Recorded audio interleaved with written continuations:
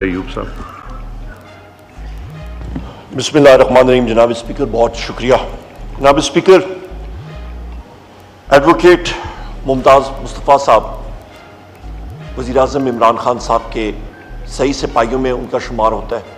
जिस तरह उन्होंने इलेक्शन लड़ा, इस शानदार लीड के साथ कामयाब हुए, मेरा बड़ा कम उनके साथ यहाँ पे हाउस में वास्ता पड़ा। जो पढ़ा देखा कि निहायत ही शफीक शख्सियत के मालिक, बहुत हम्बल और लोगों को इज्जत देते थे। जो उनका बयान था, जो हाउस में बात करते थे, वो कन्विक्शन के साथ करते थे, हक और सच पे खड़े होने की बात करते थे, दीन की बात करते थे।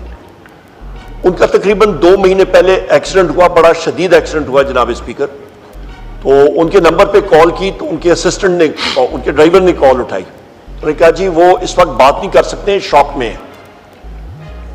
उनको आपने देखा होगा जिस वक्त ये परसों भी जब आए थे तो आपके साथ थे, बैरिस्टर गौर साहब के साथ, हमारे साथियों के साथ, अजगजई साहब के साथ। उन्होंने इस्माइल हानिया साहब की यहाँ पे गायबाना नमाज जनाजा पढ़ी। मैं उस दिन मौजूद नहीं था, साथी सारे बता रहे थे कि उनको बड़ी दिक्कत हो रही थी चलने में भी। जनाब स्पीकर, मौत तो अटल हकीकत है, हर जानदार चीज ने मौत चखनी है, पर जो चीज इंसान छोड़ जाता है दुनिया में, वो अपनी वो यादें, वो असूल है। आज यहां पे हाउस के दोनों तरफ से जनाब एडवोकेट साहब के लिए, मुमताज मुस्तफा साहब के लिए हम लोग जो बात कर रहे हैं, वो सबसे बड़ी दलील यही है कि उन्होंने अपनी जिंदगी, चाहे वो बार पॉलिटिक्स में हो, चाहे वो इलेक्टोरल पॉलिटिक्स में हो, चाहे वो कौमी असेंबली में हो।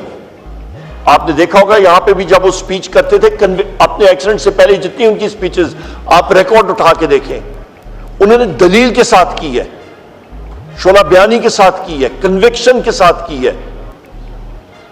उनकी कमी बहुत शिद्दत के साथ हमें महसूस होगी। हमारी यही दुआ है कि अल्लाह ताला उनके लवाहिकीन को सब्र जमील अता फरमाए, अल्लाह ताला उनकी रूह को जन्नतुल फिरदौस में रब्बुल इज्जत एक आला मुकाम दें। हम सारे साथी उनके लिए निहायत ही हम लोग गम में मुब्तला हैं और उनकी बहुत शिद्दत से कमी महसूस होगी। यहां पे जनाब स्पीकर, मैं यहां पे ये भी कहता चलूं कि इस हाउस के मेरे ये साथी, आप इस हाउस के कस्टोडियन है, इनको इनफोर्स डिसअपियर्ड पर्सन डिक्लेयर कर दिया गया है जनाब स्पीकर। कोई पुलिस, कोई उनके साथियों ने नहीं उठाया। खुदारा उनके ऊपर तशद्दुद हो रहा है। कौन कर रहा है? इंटेलिजेंस एजेंसीज कर रही हैं। कौन कर रही है जनाब स्पीकर? ये responsibility as custodian of the house आप पे आती है और मुझे मालूम है कि आप अपना पूरा फर्ज करेंगे, पूरा करेंगे और इनकी रिकवरी आप यकीनी बनाएंगे, क्योंकि ये पहिया बड़ी तेजी से घूमता है जनाब स्पीकर। हम सारे भी उठ जाएं, यहां से उठेंगे, यहां से उठेंगे, और फायदा जो है ये कौमी असेंबली या पाकिस्तान को नहीं होगा। हम लोग बहुत सख्त कठिन घड़ी से गुजरे हैं। आखिर में जनाब स्पीकर, मैं एक और बात करूंगा कि हम लोग जिस शख्सियत के बलबोते पे इस कौमी असेंबली में यहां पे आए हैं, उनका नाम है वजीर-ए-आज़म इमरान खान साहब। आज वो पॉलिटिकल प्रिजनर है। आज के दिन उनको इल्लीगली 1 साल पहले 5 अगस्त 2023 को एक तोशाखाना जैसे भोंडे केस में उनको कन्विक्ट किया गया था, उनको उठाया गया था, कन्विक्शन हुई थी, और उनके बाद बुशरा बीबी को और हमारे शाह महमूद कुरैशी साहब को जितने ऐलान है जनाब स्पीकर, ये हाउस को स्टैंड लेना पड़ेगा जमहूरियत के लिए, वरना ये धब्बा पूरे हाउस पे होगा कि आपने जमहूरियत के लिए आवाज नहीं उठाई। बहुत शुक्रिया जनाब जी। मेरी रिक्वेस्ट होगा कि हम आज कंडोलेंस तक की, इसके बाद आप फिर तशरीफ़ ले जाइएगा आमिर साहब जी। बिस्मिल्लाहिर्रहमानिर्रहीम। बहुत शुक्रिया स्पीकर साहब। आज हम अपने हाउस के फाजिल मेंबर मुमताज़ मुस्तफ़ा साहब, जो अभी कुछ देर पहले ही अपनी असल मंजिल की जानिब रवाना हुए, उनके इज़हार अफसोस के लिए, ताज़ियत के लिए बात कर रहे हैं। स्पीकर साहब, जिस तरह लॉ मिनिस्टर साहब ने भी फरमाया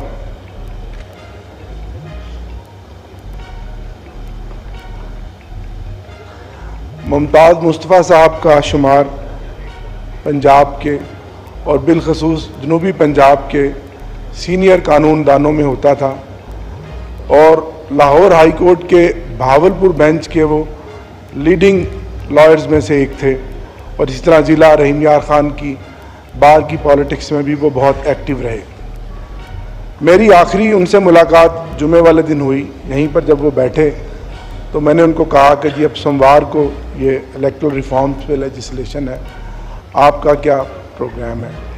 उन्होंने कहा जाहिर है जो हालात बने हुए हैं ये उन फॉर्म 41 MNAs में थे जिन्होंने अपना एफिडेविट देना है और वो 41 के 41 MNAs जिन हालात से गुजर रहे हैं स्पीकर साहब, या मैं जानता हूँ या वो जानते हैं, जिस तरह हाजी इम्तियाज़ साहब को भी उठाया हुआ है, तो उन्होंने कहा जाहिर है अगर मैं अपने घर गया इतना तवील सफ़र करके तो मैं उठा लिया जाऊँगा। और अभी मैं उस एक्सीडेंट से भी रिकवर सही तरह नहीं हो पाया, जो सेशन से ही जा रहे थे और मुल्तान के पास उनका एक्सीडेंट मोटरवे पे हुआ।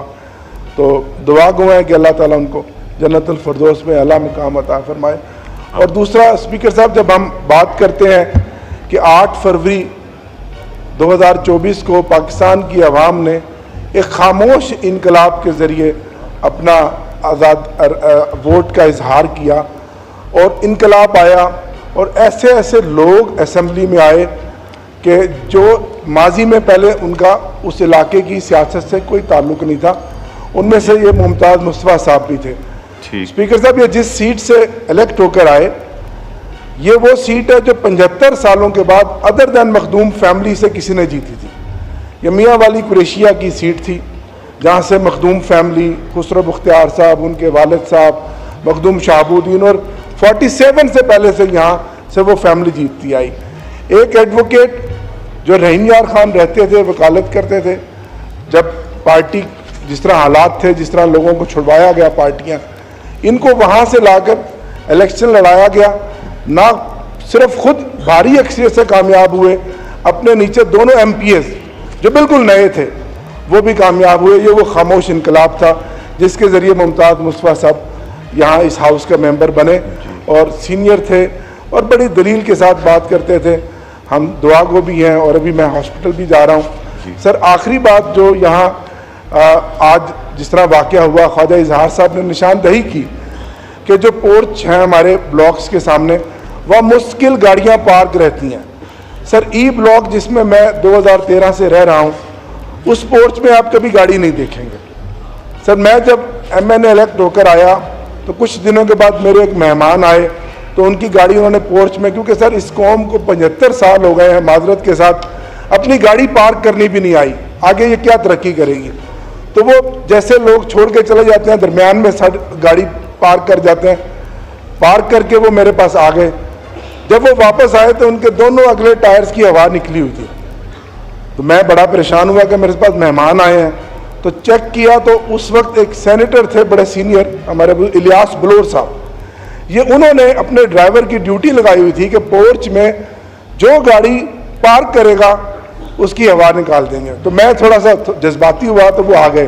उन्होंने कहा मैं आपके वालिद साहब के साथ भी सेनेट का मेंबर रहा हूँ, ये मैं तो चला जाऊंगा, ये ड्यूटी अब आपने सर अंजाम देनी है।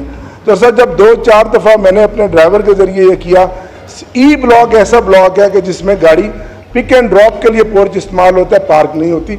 आपने अच्छा किया, ख्वाजा आसिफ साहब ने बड़ी डिटेल से इस पर बात की है, सर इस पर तवज्जो दें। इसके अलावा सर कई दफ़ा बात की है, सर इतने लॉजेस के अंदर सफाई सुथराई तो सर अपनी जगह जिसका बुरा हाल है, लेकिन ऐसे ऐसे चेहरे, ऐसे ऐसे लोग जो जिनका ताल्लुक नहीं है पार्लियामेंटेरियंस के साथ, आउटसाइडर्स आए हुए हैं, जा रहे हैं, सर इस पर भी ध्यान रहे। बहुत शुक्रिया। आमिर साहब, उनकी फुटेज भी बन रही है, जो आता है दोस्त जो MNA के साथ आता है उसकी हमारी मजबूरी होती है, MNA साहब उसको रजिस्टर नहीं कराते। बाकी जितने आते हैं उनका विद ID कार्ड, एड्रेस, उनका वहाँ एंटर होता है, उसके बगैर नहीं जाते। डिप्टी स्पीकर साहब सुन रहे हैं, वो इंशाल्लाह और ज़्यादा सख्ती करें, बट गाड़ियों का रेस्ट श्योर वहाँ फोक लिफ्ट खड़ा होगा और गाड़ी उठ जाएगी वहाँ से इंशाल्लाह।